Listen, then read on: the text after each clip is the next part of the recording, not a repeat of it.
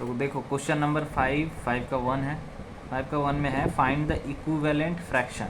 मतलब ये जो फ्रैक्शन दिया हुआ है न्यूमरेटर डिनोमिनेटर, इसको न्यूमरेटर और डिनोमिनेटर बोलते हैं। क्वेश्चन में बोला गया है कि डिनोमिनेटर 7 होना चाहिए, ऐसा फ्रैक्शन खुद से बना के दो। तो जैसे क्वेश्चन है 15/35, ठीक है। इन लोग का हम लोग को इक्विवेलेंट फ्रैक्शन बनाना है जिसके डिनोमिनेटर कौन होता है, जो नीचे होता है। अभी 35 है ना, तो डिनोमिनेटर 7 होना चाहिए, ठीक है। तो इसको बहुत अलग अलग तरीके से किया जा सकता है। जैसे यहाँ पे अपने से हम लोग 7 लिख दिए, ठीक है। तो देखो नीचे में 7 लिख दिए, बताओ 35 7, यहाँ 7 है, ठीक है। 35 के टेबल में 7 कितने टाइम्स में आता है, 5 टाइम्स में, ठीक है। तो यानी को ऐसा कौन सा नंबर है जिसका टेबल 5 टाइम्स पढ़ेंगे तो 15 आएगा। तो इसको पता करने के लिए हम लोग देख सकते हैं यहाँ 3 होगा, क्योंकि 3 5 जा 15 होता है। देखो 35 में 35 से 7 कैसे आएगा, 35 से 7 तब आएगा जब 5 से डिवाइड होगा। देखो 35 5 के टेबल में अगर डिवाइड करेंगे, देखो 5 के टेबल में अगर 35 को डिवाइड करते हैं तो 7 बार में 35 आता है, ठीक है। तो इसको भी हम 5 से डिवाइड करके देखेंगे। जैसे 15 को भी हम लोग 5 से डिवाइड करके देखेंगे तो 3 आएगा, यानी 3 होगा आंसर, ठीक है। तो ये एक तरीका से सॉल्व हो गया। जैसे और भी है, क्वेश्चन नंबर 2 है। देखो क्वेश्चन नंबर 2 में find the equivalent fraction of 2/9, denominator कितना होना चाहिए, 63। तो देखो 9 से 63 बनने के लिए कितना से मल्टीप्लाई करना पड़ेगा। जैसे 9 के टेबल में 63 कितना टाइम्स में आता है, तो 7 टाइम्स में आता है, ठीक है। तो देखो 9 के टेबल में 63 7 टाइम्स में आता है, यानी 9 को 7 से अगर मल्टीप्लाई करेंगे तो 63 होगा। तब 2 को भी 7 से मल्टीप्लाई करेंगे, जैसे 2 को 7 से मल्टीप्लाई करेंगे तो 14 होगा, समझे। तो यहाँ पे आंसर होगा 14/63, यहाँ पे आंसर होगा 3/7, ठीक है। ये एकदम शॉर्ट तरीका है, ठीक है। क्वेश्चन नंबर 6 देखो, find the equivalent of fraction 3/5 having denominator 30। पहले ये वाला कर लेते हैं। क्वेश्चन नंबर 6 का 1, ठीक है। क्वेश्चन उतार दिए 3/5। अच्छा, इक्विवेलेंट में क्या बोला, डिनोमिनेटर जो है वो 30 होना चाहिए। डिनोमिनेटर नीचे होता है तो 30 नीचे। तो देखो 5 के टेबल में 30 कितना टाइम्स में आता है, 5 6 जा 30 होता है, 5 6 जा 30।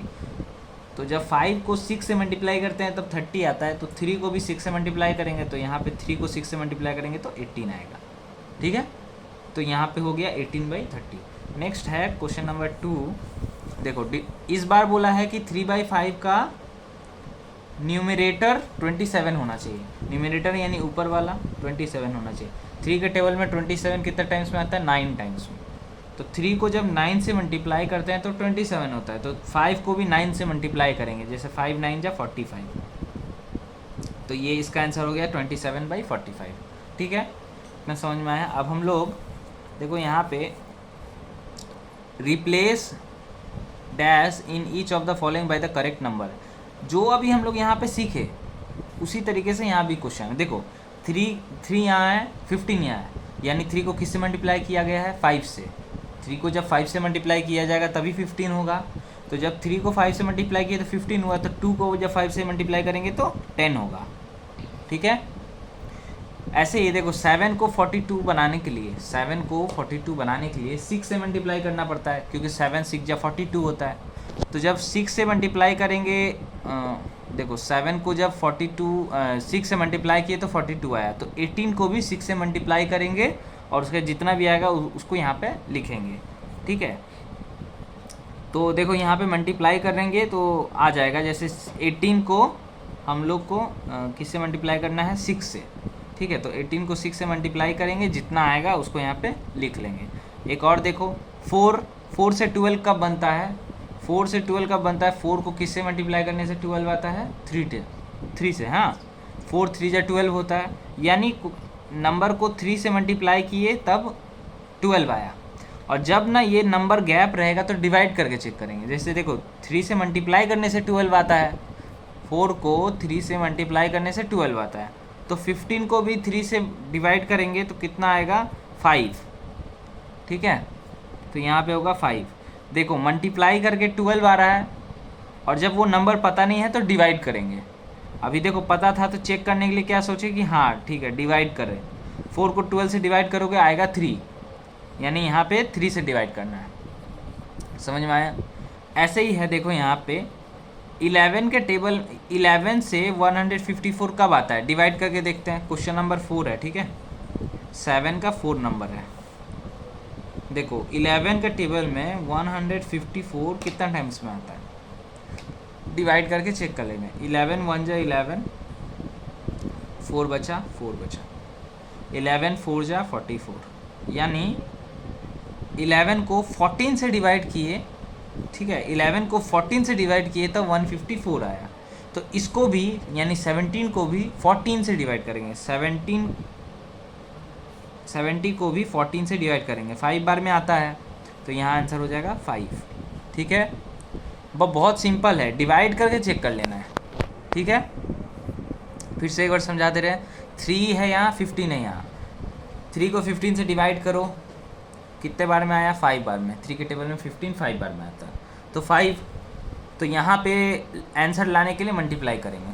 ठीक है, तो उसी तरीके से ये पूरा सम्स होगा, ये वाला चेक कर लेना। ठीक है, ये वाला होने के बाद क्वेश्चन नंबर 8 है, ध्यान दो यहाँ पे।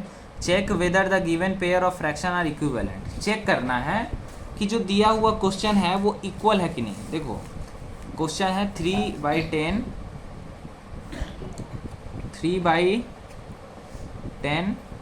कॉमा 12/40। ठीक है, 3/10 12/40।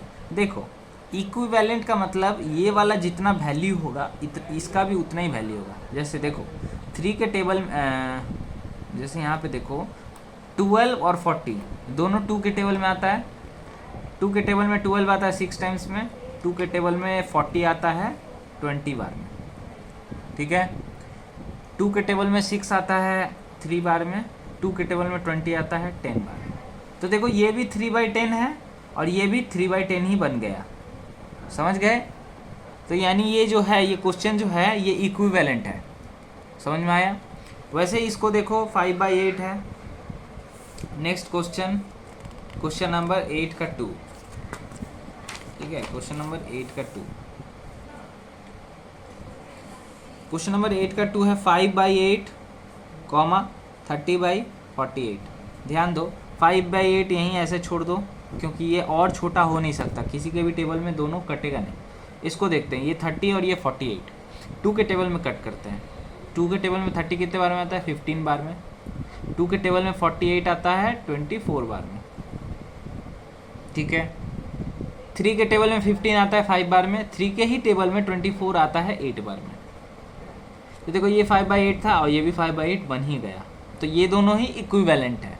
समझ गए ये वाला क्वेश्चन? उसी तरीके से ये और ये बनेगा। ठीक है, तो देखो क्वेश्चन नंबर 8 का 3 4/6 30/20। देखो 4/6 जो है ये कट सकता है, ये रिड्यूस हो सकता है। 2 के टेबल में 4 आता है 2 टाइम्स में, 2 के टेबल में 6 आता है 3 टाइम्स में, तो कितना है 2/3। इसको देखो 0 0 कट गया 3/2। ये दोनों तो अलग अलग है, दिखने में अलग अलग है ना, तो ये इक्विवेलेंट नहीं है। ठीक है, ये इक्विवेलेंट नहीं है। वैसे ही ये वाला देखो क्वेश्चन नंबर 4 7/13 और 5/11, ये दोनों सेम नहीं है और ये दोनों सेम टेबल से कटेगा भी नहीं, तो ये भी इक्विवेलेंट नहीं है। ठीक है, ये इक्विवेलेंट नहीं है, ये इक्विवेलेंट नहीं है, बाकी ये दोनों इक्विवेलेंट था। समझ में आ गया? इस प्रोसेस को बोलते हैं रिड्यूस करना, यानी काटना। इसी तरीके का क्वेश्चन एक और है, क्वेश्चन नंबर 9। ध्यान दो इस पे। क्वेश्चन नंबर 9 में बोला है कि रिड्यूस करो, ये जो दिया हुआ फ्रैक्शन है इसको रिड्यूस करो, यानी काट के छोटा करो। ठीक है, क्वेश्चन उतारते हैं। 12/27 है क्वेश्चन, 12/9 का 1।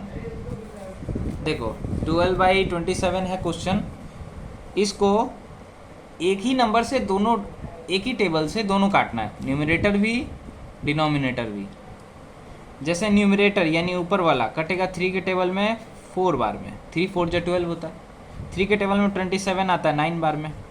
ठीक है, अभी ऐसा कोई भी तुमको टेबल नहीं मिलेगा जिससे ऊपर वाला नंबर भी कट जाए नीचे वाला नंबर भी कट जाए, तो यही इसका सिंपलेस्ट फॉर्म है। 4/9 ही इसका आंसर हो गया, क्योंकि और किसी के भी टेबल में दोनों नंबर नहीं कटेगा। ठीक है, तो यही इसका सिंपलेस्ट फॉर्म बन गया।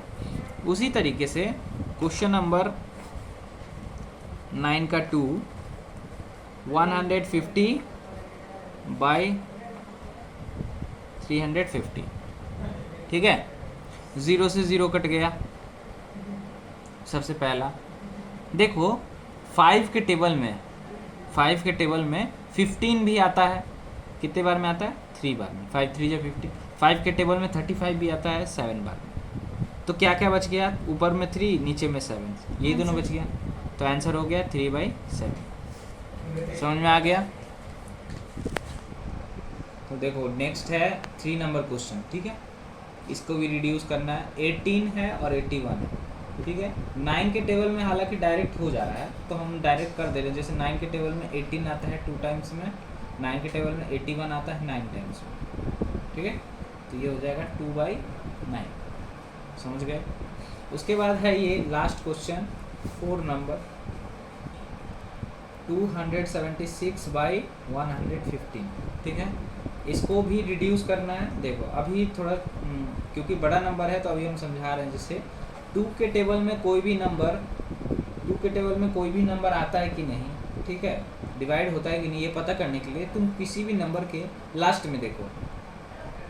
2 के टेबल में डिवाइड होता है कि नहीं वो देखने के लिए लास्ट नंबर देखना पड़ता है। ठीक है, लास्ट नंबर अगर कट रहा है 2 के टेबल में, मतलब पूरा नंबर ही कट जाएगा। जैसे ये वाला 2 के टेबल में कटेगा नहीं, तो क्योंकि ये वाला 2 के टेबल में कटेगा नहीं, तो इसको ये कटे चाहे नहीं कटे उससे फ़र्क नहीं पड़ता, क्योंकि मेरा कोई एक टेबल से दोनों कटना चाहिए। 2 के टेबल से ये नीचे वाला कट नहीं रहा है, तो ये कट भी जाए तो हम काट नहीं सकते, क्योंकि एक ही टेबल से दोनों कटना चाहिए। ठीक है, तो 2 के टेबल से ये कटेगा नहीं, तो इसको देखेंगे ही नहीं। 3 का टेबल पहचानते कैसे हैं कि 3 के टेबल में कटेगा कि नहीं? कोई भी नंबर 3 के टेबल में कटता है कि नहीं, उसको पहचानने के लिए सभी नंबर को ऐड करके देखते हैं। जैसे देखो 1 + 1 2, 2 + 5 7। तो 7 क्योंकि 3 के टेबल में नहीं कटता है, तो ये पूरा नंबर ही 3 के टेबल में नहीं कटेगा। तो क्योंकि ये 3 के टेबल में कटेगा नहीं, तो ऊपर वाला कटे या ना कटे उससे फर्क नहीं पड़ता। ठीक है, 4 के टेबल में नीचे वाला इसलिए नहीं कटेगा क्योंकि 4 जो होता है वो एक इवन नंबर होता है। तुम लोगों को इवन नंबर पता ही होगा, क्योंकि एक इवन नंबर के टेबल में हमेशा एक इवन नंबर ही आता है। ठीक है, तो इवन नंबर होता है 2 4 6 8 0, ये सब इवेंट्स में आता है। 0 मतलब 10 20।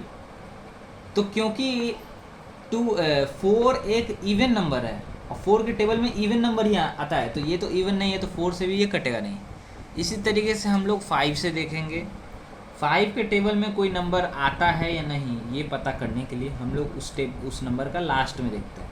5 के टेबल में 5 का डिविजिबिलिटी होता है, यानी 5 के टेबल में कोई नंबर कटे या ना कटे वो पता करने के लिए लास्ट वाला नंबर देखते हैं। लास्ट में 0 या 5 होना चाहिए, क्योंकि यहाँ पे 5 है इसलिए ये वाला कटेगा। लेकिन ये वाला यहाँ पे 5 या 0 नहीं है, तो ये वाला नहीं कटेगा। क्योंकि 5 से कटेगा नहीं ऊपर वाला, तो छोड़ देंगे। 6 से देखते हैं। देखो अब यहाँ से क्या है, 6 का चेक कर लेते हैं। जैसे 6 के टेबल में 11 आता है, 11 नहीं आएगा। 6 के टेबल में 11 नहीं आएगा, लेकिन 6 आएगा। 6 कितने टाइम्स में आता है? 1 टाइम्स में। 11 में से 6 हटा देंगे तो कितना बचेगा? 5। ठीक है, और 5 और 5 हो जाता है 55। 55 6 के टेबल में नहीं आता, इसलिए ये वाला चेक नहीं करेंगे। आगे बढ़ते हैं। 7, तो देखो 7 के टेबल में 7 1 जो 7 होता है। 11 अगर हटा दोगे 7 से तो कितना बचेगा? 4। 4 और 5 होता है 45। 7 के टेबल में आता नहीं, तो इसको भी देखेंगे नहीं। ऐसे ही हम लोग 8 के टेबल में देखते हैं कि 8, देखो 8 जो है वो एक इवन नंबर है, और इवन नंबर के टेबल में हमेशा इवन नंबर आता है, और ये है ऑड नंबर, तो 8 में भी ये कटेगा नहीं। अब हम लोग देखते हैं 9 में। नहीं कटेगा। ठीक है, 9 में देखो क्या बात है, 9 1 जा 9, 2 बचेगा यहाँ से। 11 में से 2 ही ना बचेगा।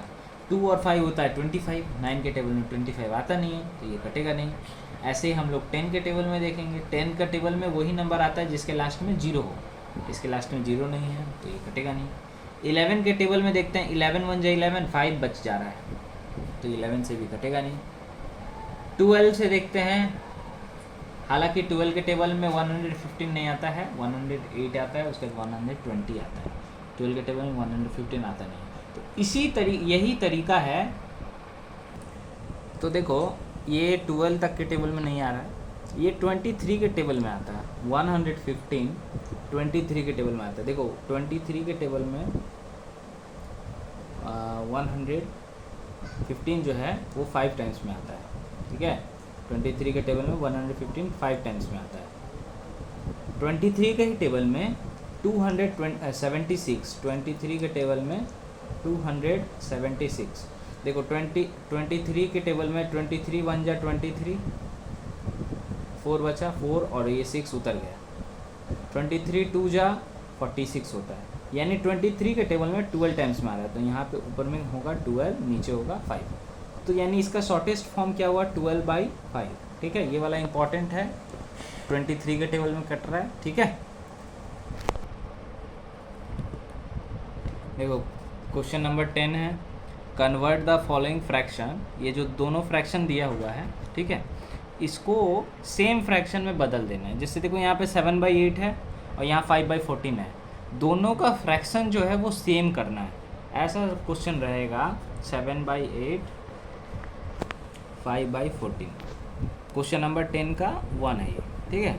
ये दोनों है क्वेश्चन, दोनों का हम लोग को क्या बोला है कि इक्विवेलेंट बना देना है। तो उसके लिए क्या करोगे, दोनों का डिनोमिनेटर जो है, जैसे यहाँ का डिनोमिनेटर है 8, यहाँ का डिनोमिनेटर है 14, दोनों का जो डिनोमिनेटर है, दोनों का डिनोमिनेटर को हम लोग एलसीएम लेंगे। 8 और 14 दोनों का हम लोग एलसीएम लेंगे। 4 के टेबल में 4 नहीं 2 के टेबल में 2 के टेबल में 8 आता है 4 टाइम्स में, 2 के टेबल में 14 आता है 7 टाइम्स में। उसके बाद देखो एलसीएम होगा नहीं तो एक बार 4 के साथ कर ले रहे हैं और एक बार 7 के साथ कर ले रहे हैं। तो क्या आया, 2 आया, 4 आया, 7 आया, ठीक है।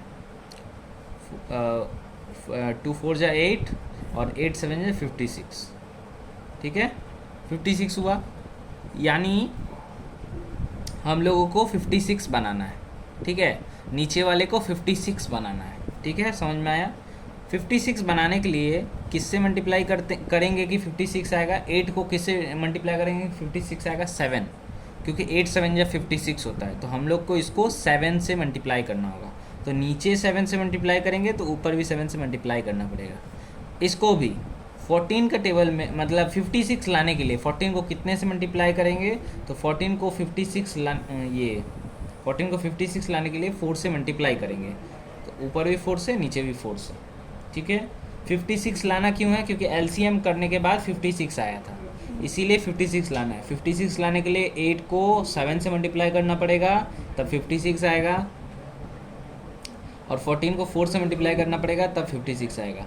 तो देखो 7 7 यहाँ पे मल्टीप्लाई का साइन है, ऊपर ऊपर मल्टीप्लाई होता है, 7 × 7 49 होता है, 5 × 4 20 होता है। तो यहाँ पे इक्विवेलेंट आंसर आया 49/56 और 20/56, ठीक है। तो इसका आंसर होगा 49/56 20/56, ठीक है। क्वेश्चन नंबर 10 का 1 हो गया। ऐसे ही क्वेश्चन नंबर 10 का 2 देखो, 10 का 2 नंबर क्वेश्चन है 5/6 और 7/16, इनको भी इक्विवेलेंट करना है।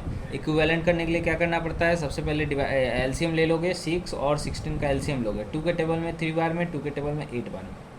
अभी ये और कोई भी ऐसा टेबल नहीं है जिसके टेबल में दोनों आए, तो एक बार 3 के साथ 1, एक बार 8 के साथ 1, 2 × 3 × 8 ऐसे बच गया, ठीक है।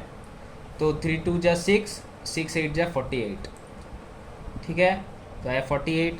तो 5/6 को किससे मल्टीप्लाई करेंगे कि 48 आएगा, तो 6 का टेबल 48 कितने टाइम्स में आता है, 8 टाइम्स में। तो नीचे 8 लिखेंगे तो ऊपर भी 8 लिखेंगे, सेम चीज़।